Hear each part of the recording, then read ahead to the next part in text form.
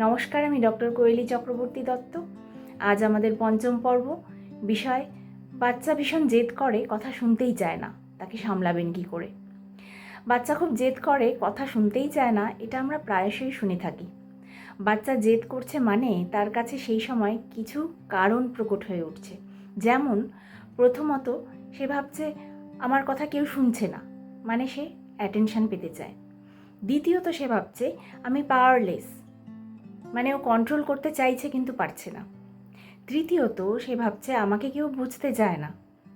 চতুর্থত আমার কোনো চয়েস নেই, আমাকে দিয়ে জোর করে এই কাজ করানো হচ্ছে বা আমার উপর জোর খাটানো হচ্ছে। এক্ষেত্রে দেখা যায় বাচ্চা জেদ করে চেঁচাচ্ছে, সঙ্গে আপনিও রেগে গিয়ে চেঁচাচ্ছেন, দু এক ঘা বসিয়েও দিলেন হয়তো। ফলে কি হলো, ওর জেদ আরও বেড়ে গেল, শেষ পর্যন্ত অনেকটা সময় চলে গেল। পরে আপনি এসে কেন মেরেছি, কেন বকেছি, এই গিল্ট ফিলিং থেকে ওকে আদর করলেন, অথবা ও যেটা চাইছিল সেটা দিয়েও দিলেন। এই বিহেভিয়ার থেকে ও কি শিখলো? ও শিখলো যে এভাবেই কোনো জিনিস পাওয়া যায়। কোন বিহেভিয়ারটা করা উচিত, কোনটা করা উচিত নয়, সেটা কিন্তু বাচ্চা শিখলো না। তাহলে কি করবেন?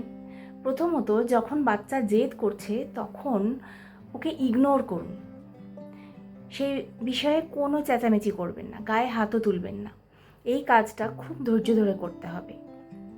দ্বিতীয়ত, পরে শান্তভাবে ওকে বুঝিয়ে বলুন। বাচ্চাকে শান্তভাবে ধৈর্য ধরে বুঝিয়ে বললে, যুক্তি দিয়ে বললে বাচ্চা কিন্তু বুঝবে। তৃতীয়ত, ওর চয়েসকে গুরুত্ব দিন।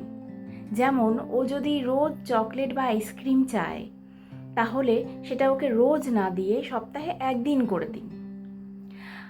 আর চতুর্থত, ওকে কখনো কারোর সঙ্গে তুলনা করবেন না, তাহলে কিন্তু হিতে বিপরীত হবে। আমি ইন জেনারেল কিছু পরামর্শ দিলাম।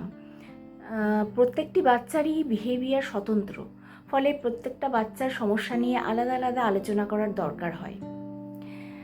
আরও জানতে, আরও শিখতে আমাদের চ্যানেল মেন্টাল হেলথ সলিউশনস আপনারা দেখতে থাকুন। আপনারা সুস্থ থাকুন, ভালো থাকুন। নমস্কার।